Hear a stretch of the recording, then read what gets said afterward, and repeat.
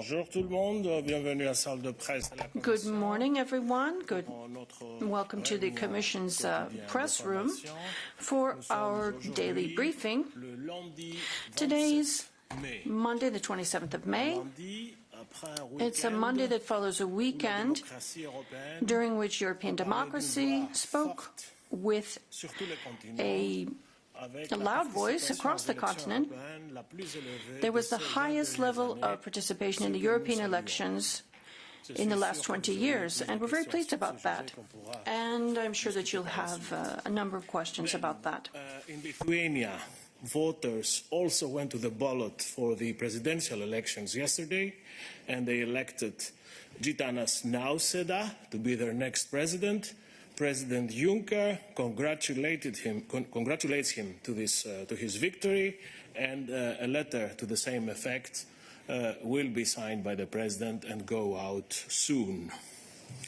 Puis à Cannes, le festival a aussi voté. And in Cannes, the festival also held some vote, and 3 films that were supported by the Europe Creative Media Program received awards at the 72nd Festival of Cannes, which ended on the 25th of May.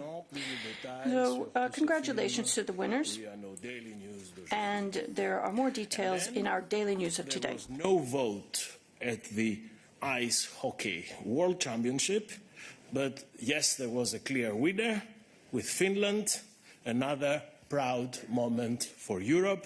So, onnittelut Suomi.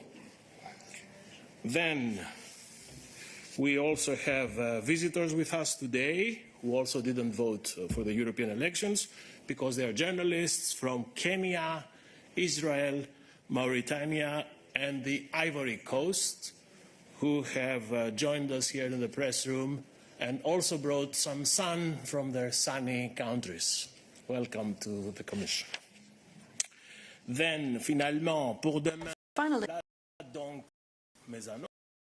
So those were my announcements for today. Who wants to start? I see Irene.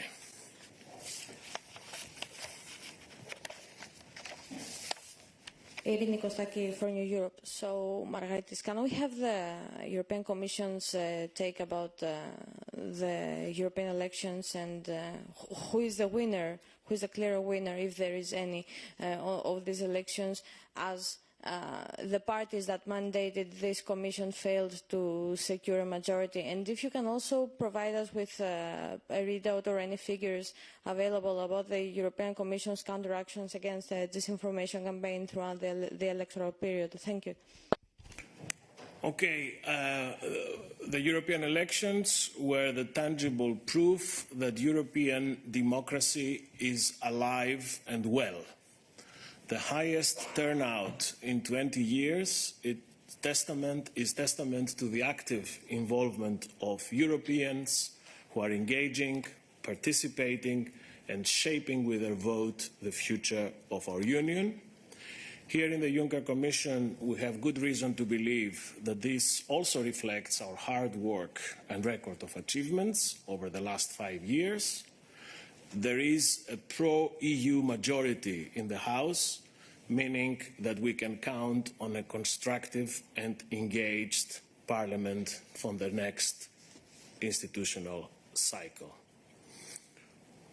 If you are asking me whether the populists win the day, which I think you have in mind, I would say no, that the populists didn't win this election. Contrary to doomsayers' prophecies, it is the pro-EU political forces across the political spectrum that won the day. Those who won the elections are the ones who want to work in and for Europe, not those who want to destroy Europe. Then I had Jurek. You wanted a question on exactly on figures, numbers, on. Why don't you ask Irene to ask the question? If you have any figures in handy on the European Commission's actions against disinformation campaign throughout the electoral period. Johannes is not yet Will you do it from the podium, or you have figures? You can do it bilaterally, yes. And Johannes will stay back and will help you with the figures. I think it's easier. Then I had Jurek.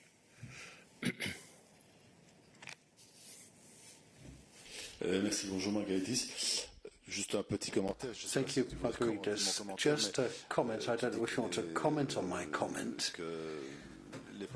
But you're saying that populists did not win, but they did make progress from about 100 to 120 seats.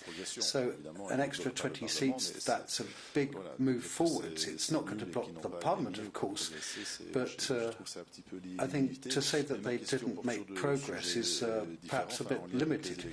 But what I have to say is a bit different. What is your analysis of the election results, which are of interest to you and all of us? Let's just say, in terms of Brexit, how do you read, therefore, the UK's results? And secondly, could you tell me whether the President is going to play any role at all in the negotiation process for coalitions and for naming his successor in office? Will he just be giving advice if people ask him for it? But exactly how does he intend to take that?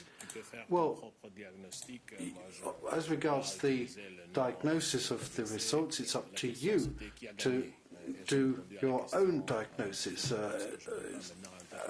It's just a question of the way people see things, and I'm not going to comment on my own diagnosis. When it comes to the UK, we followed what was going on in the UK, we've seen the outcome, and there are no specific comments that we would make on what happened there. I didn't want to give you the outcome of elections in each individual member state. I wanted to give you a more overarching picture for the whole of Europe.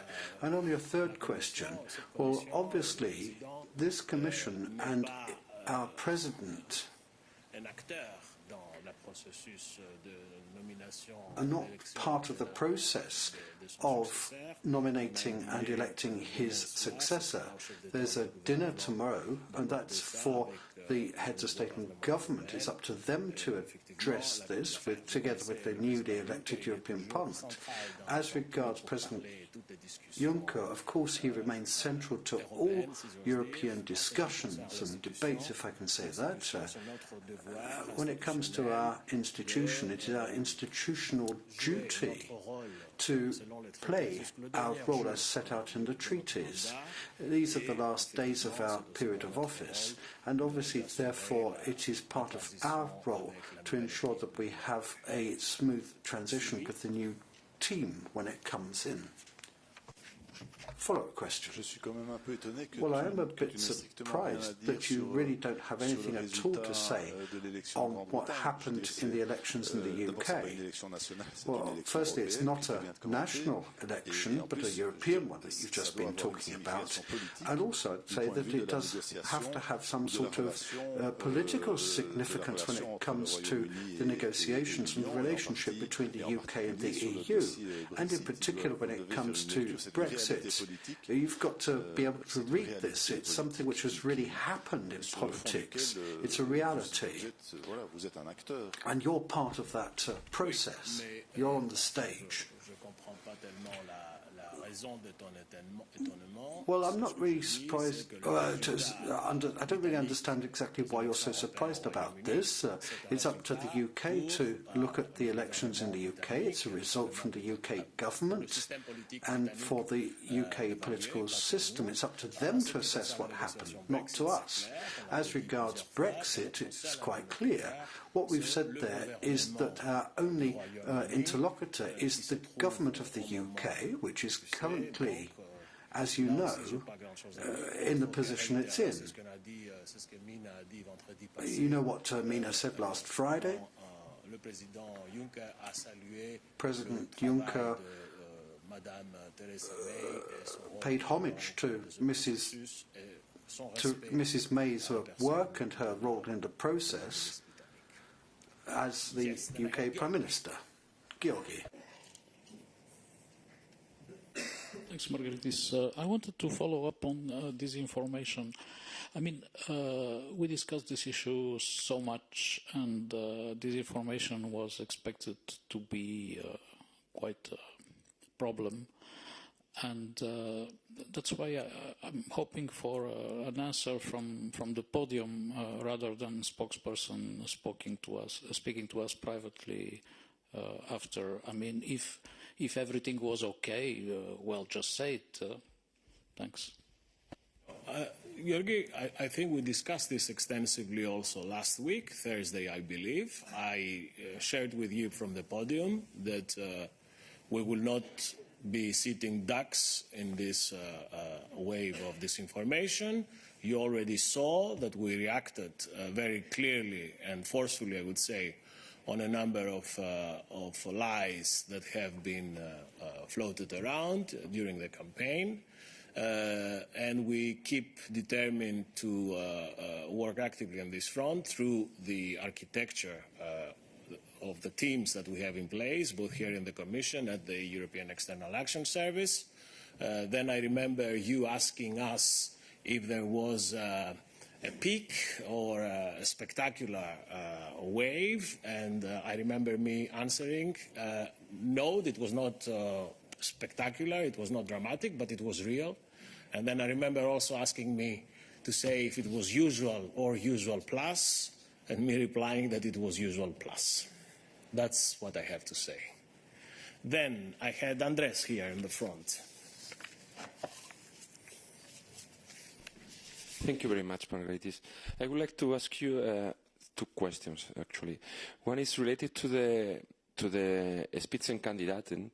If you think that the position of Weber and Timmermans is enough to really aspire to lead the European Commission after their families have lost 40 seats in the election. And the other one is more personal. If you know, Prime Minister Tsipras is calling for elections. Are you participating? Are you planning to participate in these advanced elections in Greece? Thank you. Okay, and then again, on your first question, and Andres, I don't think this is the role for the Commission to offer an opinion on the possible political combinations around the new leadership that will inevitably have to be built around the pro-EU majority of political forces in the new parliament that I highlighted.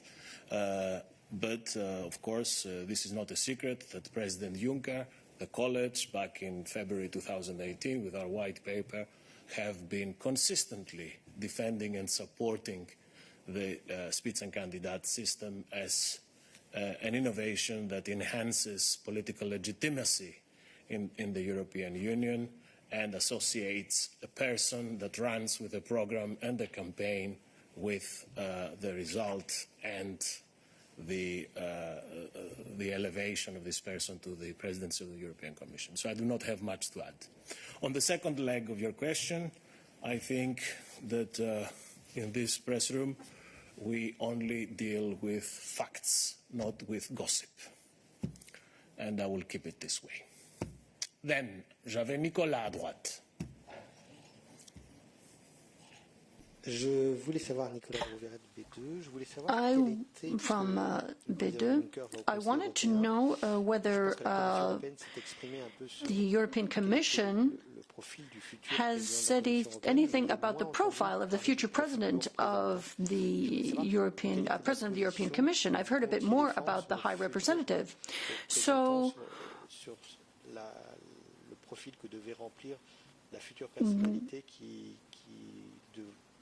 what will be the profile of the person who will fulfill this post? Well, Nicolas, I hope that you can understand that it's not up to us to come up with a description of the skills or the tasks or the personality of the person who fulfills this role. That's not the role of the institution on whose behalf I'm speaking. All of this will be discussed at the appropriate level with the new President of the Commission in the framework set out in the treaty. Yes, Oliver. Yeah, on justice policy, do you have a reaction to the European Court's ruling this morning concerning the European arrest warrant and the opinion of the European Court that basically German public prosecutors are not entitled to issue European arrest warrants because it can't be excluded that they might be bound by instructions by the ministers, so therefore there's no political independence in the eyes of the European Court, which in the eyes of the very bad jurist I am is quite a bit of a bombshell, because it basically means that currently Germany can't issue European arrest warrants, or am I wrong? Thank you. Well, I think that this court's decision came out very shortly. What I can say at this stage is that the Commission takes note of today's judgment on the competence of public prosecutor offices to issue the European arrest warrant. We will now examine the court judgment in more detail and assess possible consequences for the functioning of the European arrest warrant procedure. The European arrest warrant is an important tool in the fight against cross-border crime, and since its launch back in 2004, the European arrest warrant has been the most used EU instrument of judicial cooperation in criminal matters. Okay, I don't see anything else. Then I will see you all Wednesday after the college. Thank you all.